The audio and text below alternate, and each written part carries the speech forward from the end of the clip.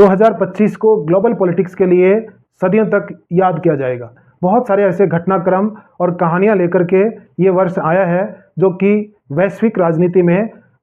पूरे मायने बदल देता है या विश्व ऑर्डर बदलने के लिए ये साक्ष्य बनेगा। तो तरह तरह के दुनिया ने देखा कि चाहे आप इजराइल और ईरान का युद्ध लें, इजराइल गाजा का युद्ध लें, भारत और पाकिस्तान के बीच कॉन्फ्लिक्ट हुआ उसको लें, या फिर आर्मेनिया अजरबैजान लें, या यूक्रेन और रशिया जो कि लंबे समय से चल रहा है, और ग्लोबल उथल पुथल जो 2025 की याद की जाएगी और उसकी एक भावभूमि और पृष्ठभूमि इस तरह से बनती हुई जा रही है कि आगे आने वाले दशकों में इस वर्ष के घटनाक्रम को या ये जो 24 और 25 के घटनाक्रम को, डोनाल्ड ट्रंप के पहले का युग और डोनाल्ड ट्रंप के आने के बाद का युग याद किया जाएगा कि ग्लोबल ऑर्डर को चेंज करने में डोनाल्ड ट्रंप का, अमेरिकी राष्ट्रपति डोनाल्ड ट्रंप का कितना गहरा हाथ, पैर, सिर और उनकी नाक डूबी हुई थी अनायास ही। और इसमें सबसे बड़ा नुकसान जो किसी भी कंट्री को उठाना पड़ेगा वो खुद सोवियत संघ, और इसमें सबसे बड़ा जो नुकसान किसी भी कंट्री को जो उठाना पड़ेगा वो खुद अमेरिका होगा, क्योंकि अमेरिकी राष्ट्रपति ने जो पारंपरिक रूप से जो राजनीति और विदेश नीति के जो स्ट्रक्चर जो बना हुआ था उसको डिस्टर्ब कर दिया है, उसको खत्म कर दिया है, तहस नहस कर दिया है कि किस तरह से बायलैटरल मीटिंग होती थी, कैसे एक देश से दूसरे देश के राष्ट्राध्यक्ष मिलते थे, किस तरह से सम्मान के साथ में उस या कोई भी देश चाहे छोटा हो या बड़ा हो उसको बराबर का दर्जा दिया जाता था। ये सब चीज़ें, सम्मान, अधिकार और ये जो एक संप्रभुता, उस सब को तहस नहस कर दिया है डोनाल्ड ट्रंप ने और अमेरिका ने।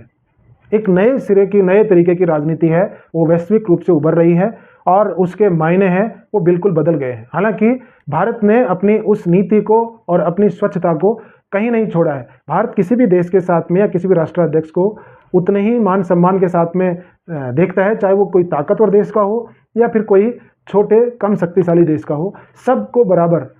नापता है। लेकिन अमेरिका ने इस नीति को खत्म कर दिया है और आने वाले समय में उसी को सबसे ज़्यादा इसका नुकसान होगा। अभी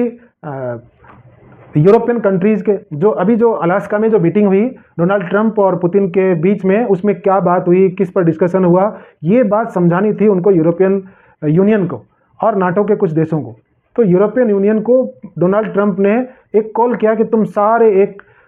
ठेले में, गाड़ी में या ट्रक में बैठ करके आ जाओ, मैं आपसे बात करूंगा। और व्हाइट हाउस में इस तरह का मजमा लगाया कि कोई एक कंपनी का सीईओ है और अपने जूनियर्स को, जैसे कोई कंपनी का टारगेट पूरा क्यों नहीं हुआ उसके बारे में जैसे चर्चा कर रहा हो, एक सामने सभी यूरोपियन यूनियन के लीडर्स को बैठा करके और एक एक करके उनको धमका रहे हैं, बीच में पुतिन से फ़ोन पर बात कर रहे हैं और जो जी चाहे बिना किसी दस्तावेज और पहले की तैयारी के कोई भी बात है वहाँ विदेश नीति में इस तरह के अत्यंत ओछी हरकत या स्तरीय बातचीत करना कभी भी नहीं देखा गया है। लेकिन जो यूरोपियन कंट्रीज़ के उनके देशों में भी उनके लीडर्स के लिए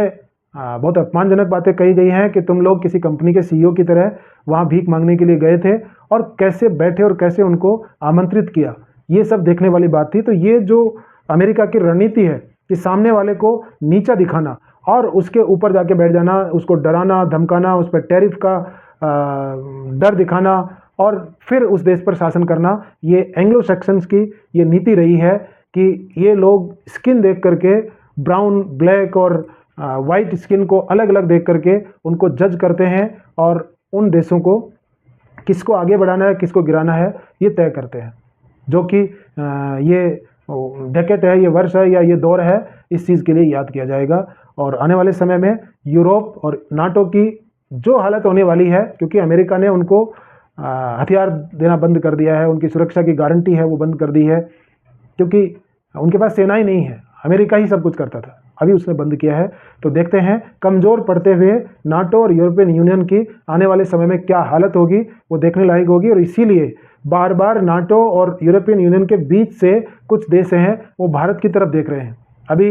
इमैनुअल मैक्रों फ्रांस के राष्ट्रपति हैं, उन्होंने भी बात की है और जो अन्य देशों के राष्ट्राध्यक्ष हैं वो भी पीछे पीछे बात करने वाले हैं और जो अपना संदेश है वो भारत को भेज रहे हैं। इस स्थिति में भारत जितने स्ट्रॉन्ग तरीके से लड़ा है तो वो काबिल तारीफ और पूरी दुनिया में इस बात को दिखाया है कि ग्लोबल साउथ का सबसे मजबूत लीडर आने वाले समय में कोई बनेगा तो वो होगा हमारा प्यारा भारत। देखते हैं आने वाले समय में